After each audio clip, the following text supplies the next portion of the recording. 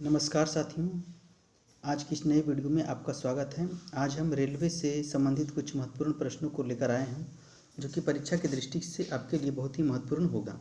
ये सारे प्रश्न आपके रेलवे में किसी न किसी एग्जाम में पूछे हुए प्रश्न हैं या ये सारे प्रश्न सिलेक्टेड प्रश्न हैं, इसलिए बहुत ही ध्यानपूर्वक इस वीडियो को देखिए।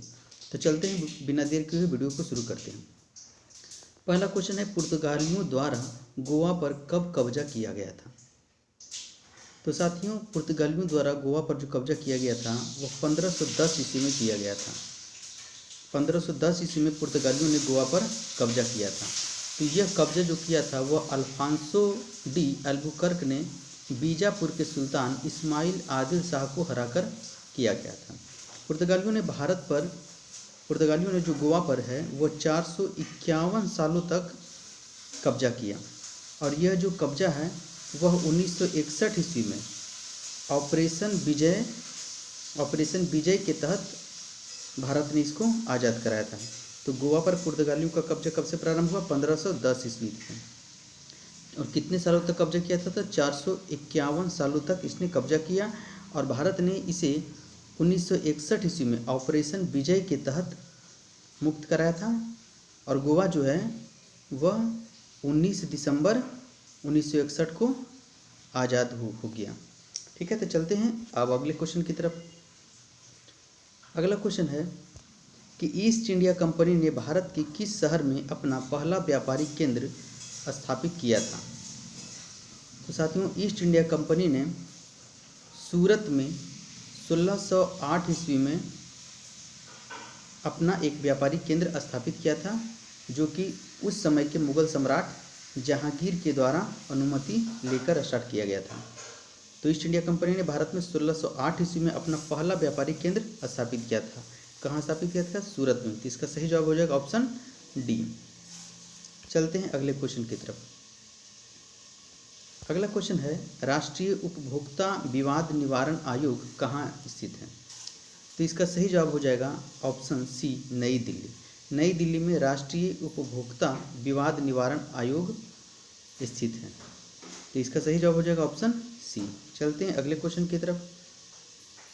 अगला क्वेश्चन है कि भारतीय संविधान का भाग 2 खाली स्थान से जुड़ा है, यानी भारतीय संविधान का भाग 2 का संबंध किससे है? तो इसका सही जवाब हो जाएगा ऑप्शन ए, नागरिकता।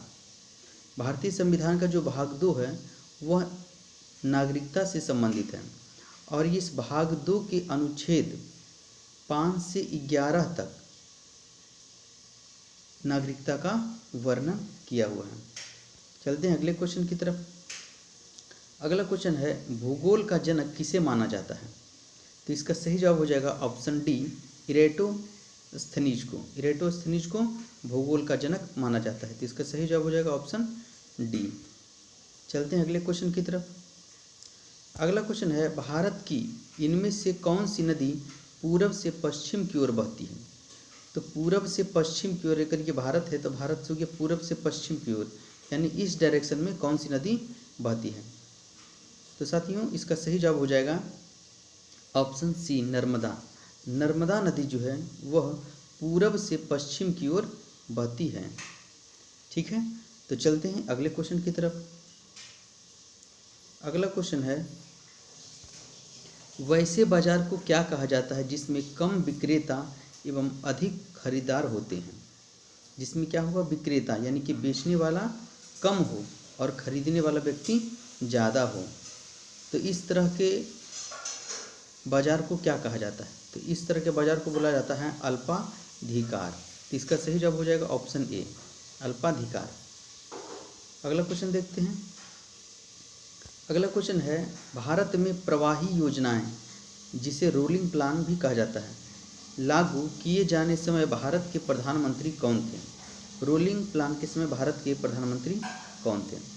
तो साथियों, रोलिंग प्लान जो है वह बीजेपी के शासनकाल में आया था। ठीक है, यह बीजेपी के शासनकाल में आया था और यह कब आया था? तो 1978 से 80 के बीच में रोलिंग प्लान आया था और उस समय बीजेपी की तरफ से जो भारत के प्रधानमंत्री थे वे थे मोरारजी देसाई। तो आपका सही जवाब हो जाएगा ऑप्शन सी मोरारजी देसाई। मोरारजी देसाई के समय में रोलिंग प्लान आया था। चलते हैं अगले क्वेश्चन की तरफ। अगला क्वेश्चन है कि निम्नलिखित में से कौन सी सबसे तीव्र भूकंपीय तरंग है, सबसे तेज भूकंपीय तरंग कौन सा है। तो इसका सही जवाब हो जाएगा ऑप्शन ए प्राथमिक तरंगे। प्राथमिक तरंगे जो होती है वह सबसे तीव्र भूकंपीय तरंगे होती है। इसका सही जवाब हो जाएगा ऑप्शन ए प्राथमिक तरंगे। चलते हैं अगले क्वेश्चन की तरफ। अगला क्वेश्चन है कुछ खाद्य पदार्थों को जल्दी से पकाने के लिए हम किसका उपयोग कर सकते हैं। तो इसका सही जवाब हो जाएगा ऑप्शन बी बेकिंग पाउडर। ठीक है, यानी कि बेकिंग सोडा। बेकिंग सोडा का उपयोग खाने को जल्दी से पकाने के लिए किया जाता है। इसे सोडियम बाइकार्बोनेट भी कहा जाता है। ठीक है, इसी इस तरह से लिखा जाता है NaHCO3 सोडियम बाइकार्बोनेट। इसका उपयोग करते हैं खाने को जल्दी से पकाने के लिए। ठीक है, चलते हैं अगले क्वेश्चन की तरफ। अगला क्वेश्चन है खाली स्थान पौधों का नर प्रजनन अंग है। इनमें से कौन सा जो है वो पौधे का नर प्रजनन अंग है। तो इसका सही जवाब हो जाएगा ऑप्शन डी पुंकेसर। पुंकेसर को पौधे का नर प्रजनन अंग कहते हैं। साथियों, अगर ये वीडियो आपको अच्छा लग रहा तो हमारे चैनल को सब्सक्राइब भी कर दें ताकि आने वाली वीडियो भी आपको पास आसानी से मिल जाए। और ये जितने भी प्रश्न हम आपको कर रहे हैं वे रेलवे की परीक्षा में पूछे हुए प्रश्न हैं, इसलिए आप इस वीडियो को बहुत ध्यानपूर्वक देखें ताकि आपकी आने वाली परीक्षाओं में बहुत मदद मिले। तो चलते हैं अगले क्वेश्चन की तरफ। अगला क्वेश्चन देखते हैं कि स्वाइन फ्लू इनमें से किसकी वजह से फैलता है। तो इसका सही जवाब हो जाएगा option B virus. Swine flu जो है वो वायरस की वजह से होता है। तो इसका सही जवाब हो जाएगा ऑप्शन बी विषाणु।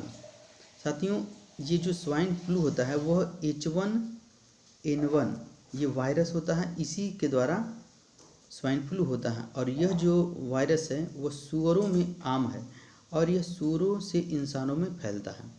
ये जो वायरस है सूअरों में पाया जाता है, सूअरों में, और यह उसी के द्वारा इंसानों में फैलता है। चलते हैं अगले क्वेश्चन की तरफ।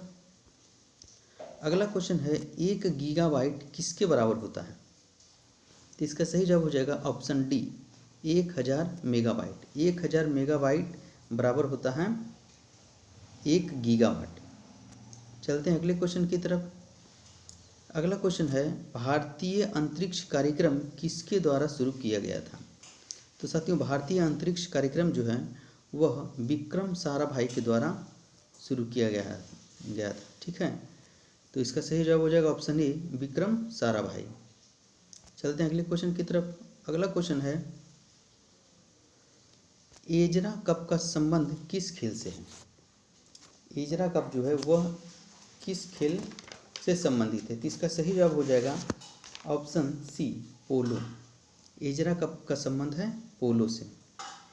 चलते हैं अगले क्वेश्चन की तरफ। अगला क्वेश्चन है पिछौला झील के बीच में बना होटल ताज ले पैलेस किस शहर में स्थित है। तो इसका सही जवाब हो जाएगा ऑप्शन डी उदयपुर। उदयपुर में स्थित पिछौला झील के बीच में ताज होटल ले पैलेस स्थित है। चलते हैं अगले क्वेश्चन की तरफ। अगला क्वेश्चन है गौतम बुद्ध ने महापरिनिर्वाण कहाँ प्राप्त किया था। गौतम बुद्ध ने महापरिनिर्वाण कहाँ प्राप्त हुआ था। तो कहने का मतलब महापरिनिर्वाण का अर्थ है कि गौतम बुद्ध का जो मृत्यु हुआ था वह किस स्थान पर हुआ था। तो इसका सही जवाब हो जाएगा ऑप्शन ए कुशीनगर।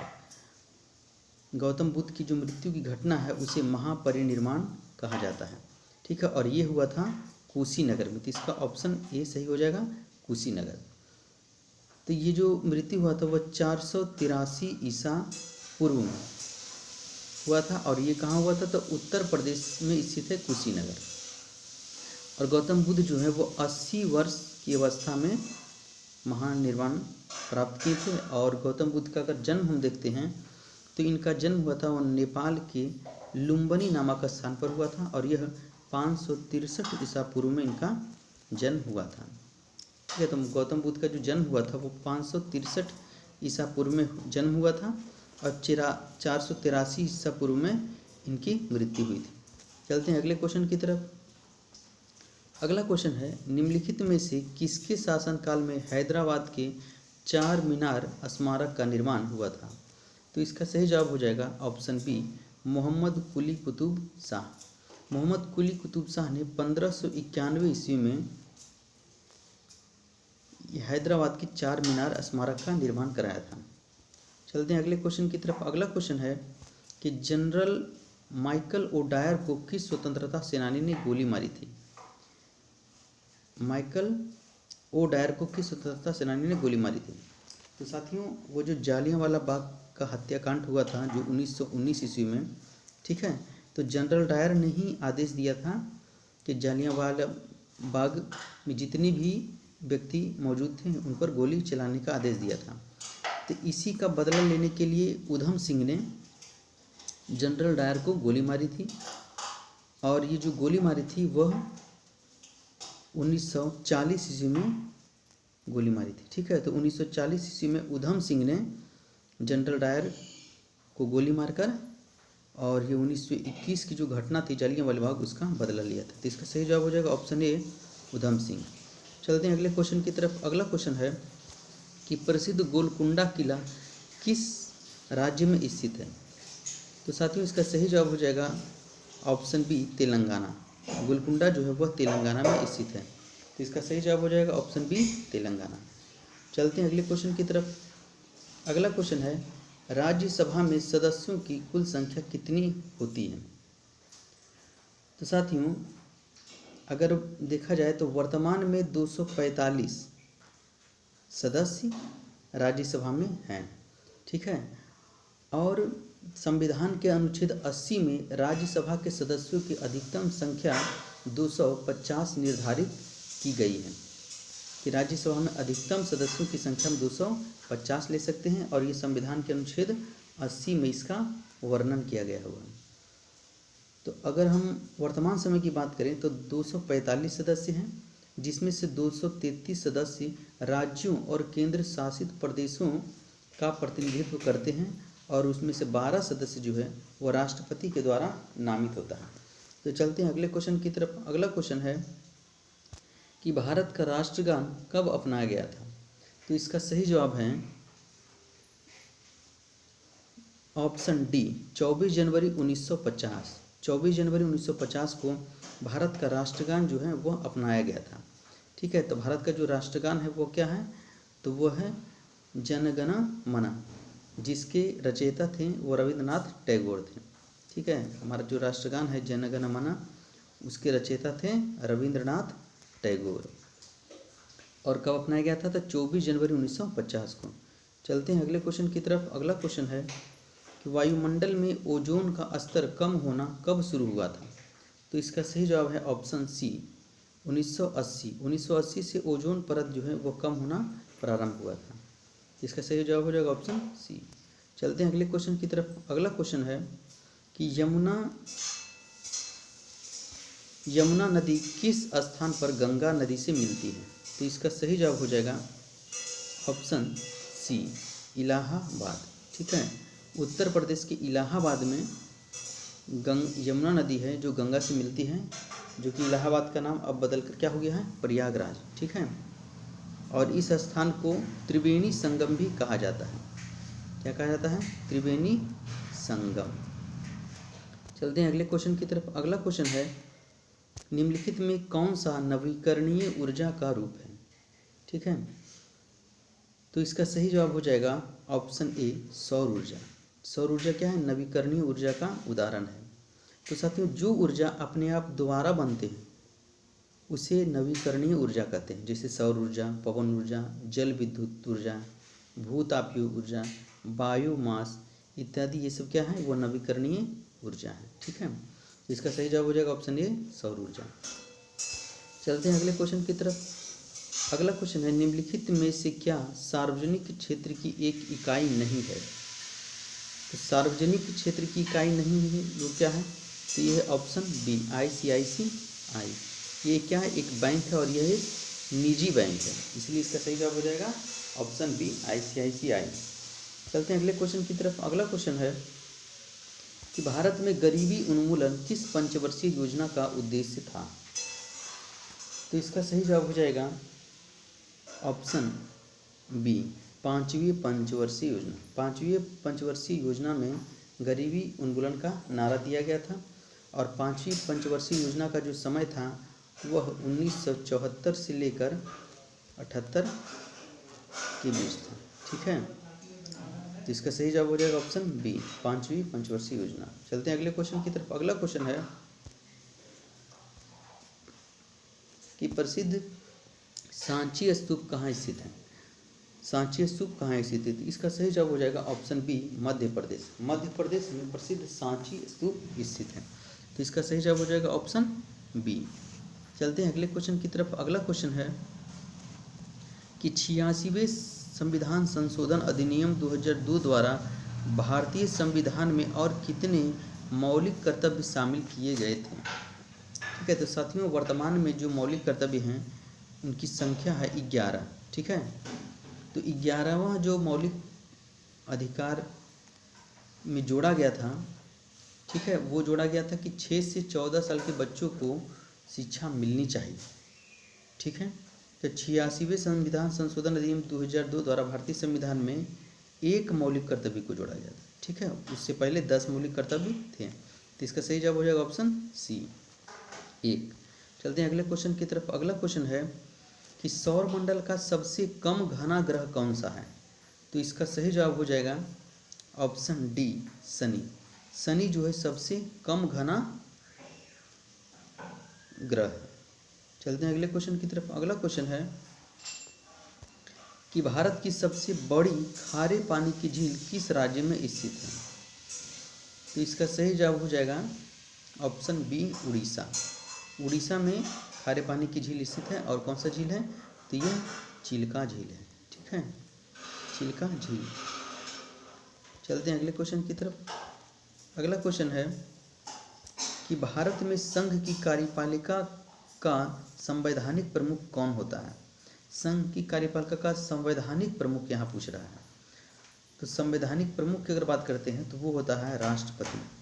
ठीक है, राष्ट्रपति जो होता है वह संवैधानिक रूप से प्रमुख होता है, तो इसका सही जवाब हो जाएगा राष्ट्रपति। चलते हैं अगले, तो इसका सही जवाब ऑप्शन डी, राष्ट्रपति। चलते हैं अगले क्वेश्चन की तरफ। अगला क्वेश्चन है कि निम्नलिखित में से किसने खिलाफत आंदोलन का नेतृत्व किया था। खिलाफत आंदोलन का, तो साथियों खिलाफत आंदोलन जो हुआ था वो 1919 ईस्वी में हुआ था और इसके जो आंदोलनकर्ता थे वे थे अली बंधु। ठीक है, तो ये शौकत अली और मोहम्मद अली थे, तो इसका सही जवाब हो जाएगा ऑप्शन डी, शौकत अली। चलते हैं अगले क्वेश्चन की तरफ। अगला क्वेश्चन है कि निम्नलिखित में से कौन क्रांतिकारी संगठन अनुशीलन समिति से संबंधित नहीं है। ये निम्नलिखित जो दिया गया है चारों ऑप्शन में, ये कौन व्यक्ति जो हैं जिनका संबंध अनुशीलन समिति से नहीं था। तो साथियों इसका सही जवाब हो जाएगा ऑप्शन सी, राजेंद्र लाहिड़ी। राजेंद्र लाहिड़ी का जो संबंध है वह अनुशीलन समिति से संबंधित नहीं है। ठीक है, तो इसका सही जवाब हो जाएगा ऑप्शन सी। और अनुशीलन समिति जो है वह ढाका में 1905 ईस्वी में गठित हुआ था। ठीक है, 1905 ईस्वी में। चलते हैं अगले क्वेश्चन की तरफ। अगला क्वेश्चन है कि श्वास रंध्र निम्नलिखित में से किस प्राणी में पाए जाते हैं। तो इसका सही जवाब हो जाएगा ऑप्शन डी, तिलचट्टा। तिलचट्टा में श्वास रंध्र पाए जाते हैं। साथियों अगर ये वीडियो आपको अच्छा लग रहा है तो हमारे चैनल को सब्सक्राइब कर दें। साथ ही आपके जो भी सुझाव हो हमें कमेंट बॉक्स में लिखें और आगे रेलवे से संबंधित आप कौन सी भी चीज़ हम वीडियो बनाकर लाएं वो भी अगर आप चाहते हैं तो हमारे कमेंट बॉक्स में लिख दें। तो चलते हैं अगले क्वेश्चन की तरफ। अगला क्वेश्चन है भारत सरकार ने राष्ट्रीय किसान नीति को मंजूरी कब प्रदान की थी। तो इसका सही जवाब हो जाएगा ऑप्शन सी, 2007 में। चलते हैं अगले क्वेश्चन की तरफ। अगला क्वेश्चन है कि निम्नलिखित में से कौन सी ट्रॉफी फुटबॉल से संबंधित नहीं है। तो इसका सही जवाब हो जाएगा ऑप्शन डी, केडी सिंह बाबू ट्रॉफी। ये जो है ये हॉकी से संबंधित है। ठीक है, और बाकी जितने भी हैं सुब्रतो कप, डुरंड कप, संतोष ट्रॉफी, इन सभी का संबंध जो है वो फुटबॉल खेल से है। इसका सही जवाब हो जाएगा ऑप्शन डी, केडी सिंह बाबू ट्रॉफी। चलते हैं अगले क्वेश्चन की तरफ। अगला क्वेश्चन है कि यहाँ गलती से लिखा गया कवि समिति, इसका होता है करवे समिति। ठीक है, इसको आप करवे पढ़िए कि करवे समिति का गठन 1955 में किया गया था और इसका संबंध किससे है। ठीक है, किसके साथ इसका समिति है, संबंध है करवे समिति का। तो साथियों करवे समिति जो है वो 1955 में आया था। ठीक है, और ये आया था ग्रामीण और लघु उद्योगों को बढ़ावा देने के लिए। तो इसका सही जवाब हो जाएगा ऑप्शन ए, लघु उद्योग।